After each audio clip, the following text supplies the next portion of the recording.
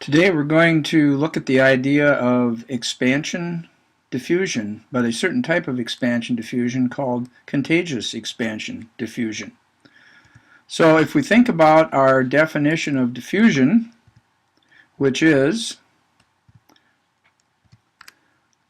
that diffusion is a process by which an innovation is communicated over time through certain channels among members of a social system, we notice that the first part of the definition says that diffusion is a process.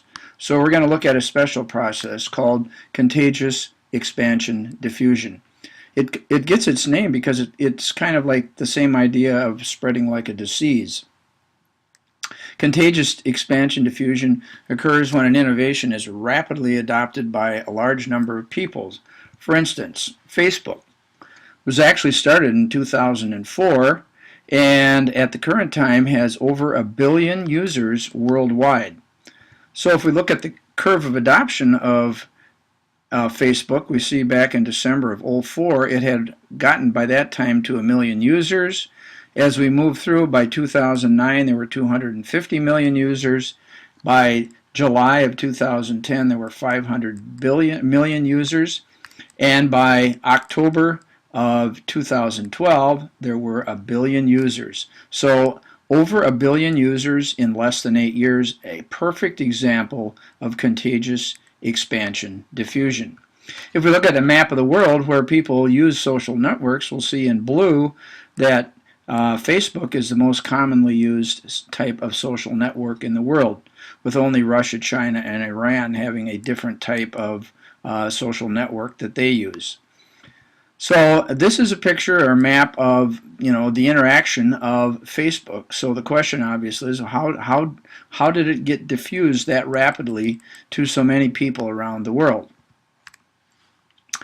Well, it was done through the idea of expansion diffusion, a contagious expansion diffusion.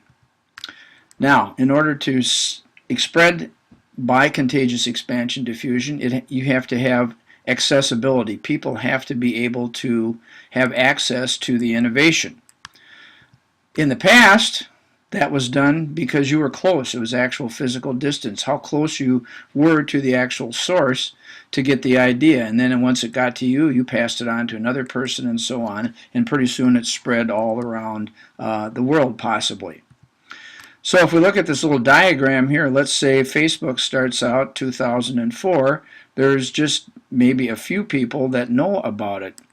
As it starts to spread, in this case through the internet, it goes to the next group of people. And then they pass it along to the next group of people, and eventually it spreads throughout an entire area.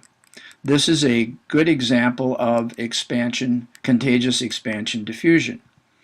So the internet has changed everything.